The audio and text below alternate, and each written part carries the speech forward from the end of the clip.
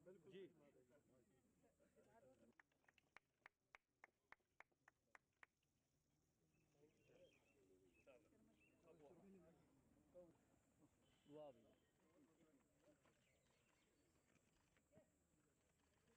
आप भी आगे साथ।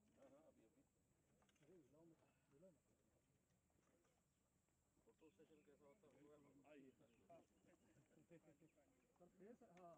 जी सर, जी सर प्लीज। यस आप भी।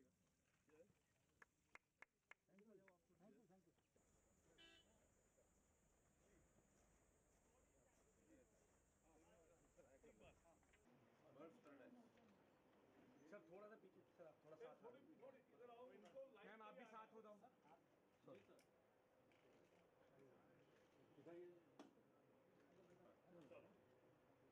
हमारी वहाँ प्रेजेंस है बर्ड। मैं अनुरोध करना चाहूंगा किसी के आज पिंजौर के इलाके में जिस तरह से पिछले 10-12 सालों से और 15 सालों से जिस तरह से ये गिद्धों के संवर्धन का काम चल रहा है, उसकी एक अगली पायदान पर आज हम ले जा रहे हैं और संवर्धन सफल रहा। अब उनको जंगल में हम भेज रहे हैं और गिद्धों को जंगल में भेजना, इसकी पूरी तैयारी हो गई। उनको वैसे सिखाया भी गया, उनके नेचुरल हैबिट्स को मरने नहीं दिया और अब वो दूसरे जंगल के जो गिद्ध है वो भी यहाँ आते हैं, उनकी दोस्ती भी बनी है। तो मुझे पूरा विश्वास है कि जो आज हम नया प्रयोग करने जा रहे हैं 15 साल की मेहनत के बाद, वो आज गिद्ध आकाश में लगा जाएंगे और अपने तरह से वो वाइल्ड में रहेंगे। ये बहुत बड़ी बात है और नेचर कंजर्वेशन का महत्व यह है कि विज्ञान के द्वारा और मानव के प्रयत्नों के द्वारा हम जो लुप्त होने वाली प्रजातियों को बचा सकते हैं, इसका सार्थक उदाहरण आज यहाँ पिंजौर में हरियाणा के वन विभाग ने और बाकी 4-5 प्रदेश जो लगे हुए हैं, उन सभी ने सार्थक प्रयास किए। उसका कारण ये हुआ है और इसलिए मैं बॉम्बे नेचुरल हिस्ट्री के जो लोग हैं उनको भी बधाई देना चाहता हूँ, क्योंकि उन्होंने इसको एक शास्त्रीय आधार दिया और उसके सहारे सारे प्रयोग हुए। आज मैंने एक बर्ड को नाम भी रखा है, क्योंकि ये गांव जोधपुर है तो उसको जोध सिंह नाम दिया है और जोध सिंह के नाम से ये बर्ड चलेगा। उसका नामांकन किया है आज और एक को रिंग भी बांधी है, तो उसको पहचान करने में उसकी सफलता मिलती है। हमें पूरा विश्वास है। देखो कैसे मानवीय जीवन का आयाम रहता है या पशु पक्षियों के जीवन का, कि एक डाइक्लोफिनेक नाम का दवा आई जो पशुओं के लिए उपयोगी साबित हुई, लेकिन उससे ही जो 4 करोड़ गिद्ध थे देश में, आज 4 लाख भी नहीं बचे हैं। ये 90 के दशक में पूरे ख़त्म हुए और बाद में सरकार ने डाइक्लोफिनेक को पशुओं के यूज़ के लिए बंदी की, दूसरी दवाएं आई और फिर जन जागरण भी किया। तो केवल गिद्धों का संवर्धन नहीं हुआ है, यहाँ संवर्धन पूरे मनुष्यों को संवेदनशीलता को भी जगाया है और उनको भी प्रशिक्षित किया है, किसानों को प्रशिक्षित किया है, पशु पालने वालों को प्रशिक्षित किया है, केमिस्ट को प्रशिक्षित किया है।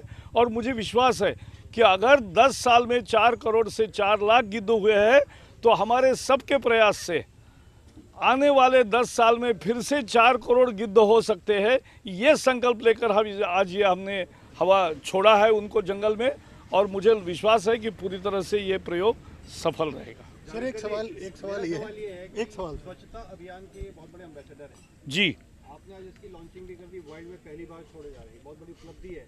लेकिन इनकी सुरक्षा और इनका संरक्षण कैसे होगा, क्योंकि अभी भी मानव मतलब ये जितने भी व्यक्ति हैं समाज में रह रहे हैं, यही सबसे बड़े इनके दुश्मन। नहीं, एक बड़ी बात है कि डाइक्लोफिनेक देने के बाद अगर 72 घंटे में पशु मरते हैं तो बहुत संवेदन का मुद्दा है और इसलिए इसके साथ साथ हम एक नई चेतना, एक नई कैंपेन और एक नया नियम भी प्रस्तुत करेंगे कि अगर डाइक्लोफिनेक अभी देने को पाबंदी है, लेकिन मनुष्यों को जो डाइक्लोफिनेक दिया जाता है वही आज कुछ लोग पशुओं को भी देते हैं, वो ना दे।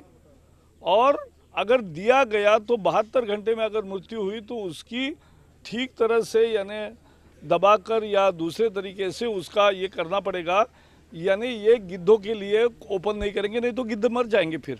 और इसलिए ये निश्चित रूप से एक नया पहलू सामने आया है, तो सब तरफ से हम ध्यान देंगे। और मुझे खुशी है कि हम कैंपा फंड जो 42,000 करोड़ का हम रिलीज कर रहे हैं, लोकसभा ने सर्वसम्मति से पास किया है और अब राज्यों को हम देंगे, राज्यसभा भी पास करेगी मानसून सेशन में। तो इसका एक हिस्सा ऐसी लुप्त होने वाली प्रजातियों के लिए भी उपयोग में आएगा। सभी राज्य इसमें बढ़ चढ़ कर हिस्सा लेंगे और भारत जो जैव विविधता का एक प्रतीक है, वो प्रतीक हम फिर से साबित करेंगे कि यहाँ कोई प्रजाति लुप्त नहीं होगी।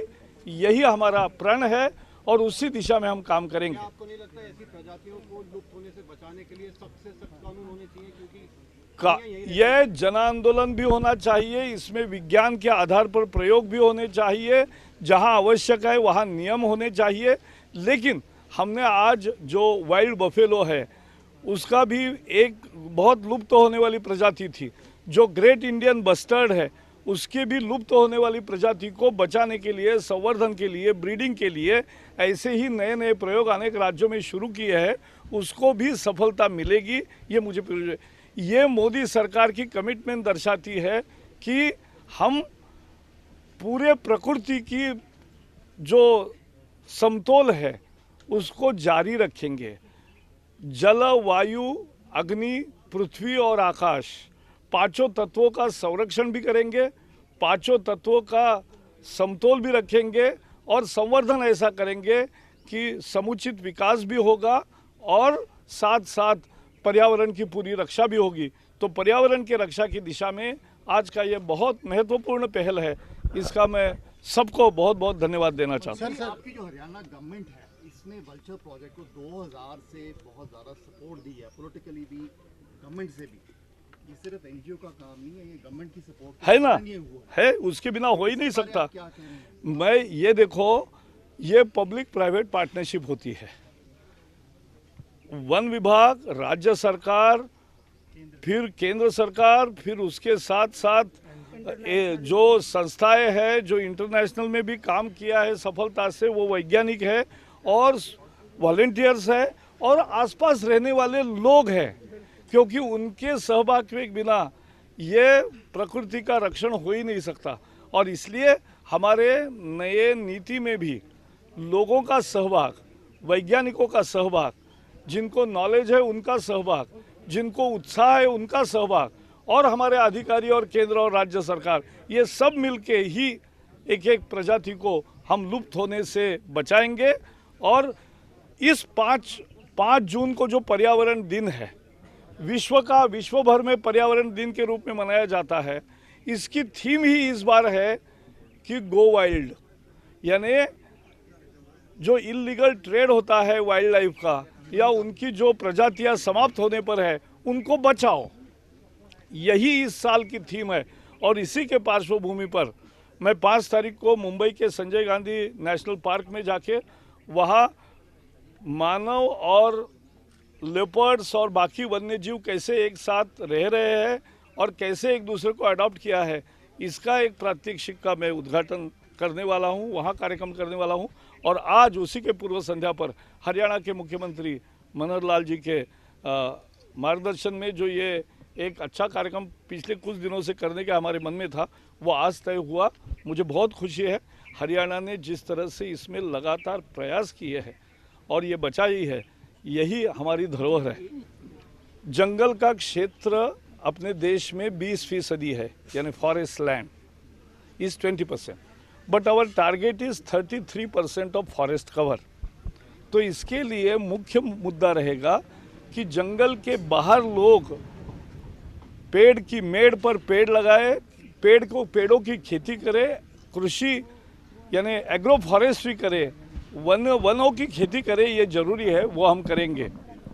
और दूसरी बात हम ये करेंगे, और उसके साथ साथ जो 3 करोड़ हेक्टर लगभग 30% जंगल की एरिया डिग्रेडेड फॉरेस्ट है, जहां बहुत अच्छा जंगल नहीं है, ओपन फॉरेस्ट कहते हैं उसको।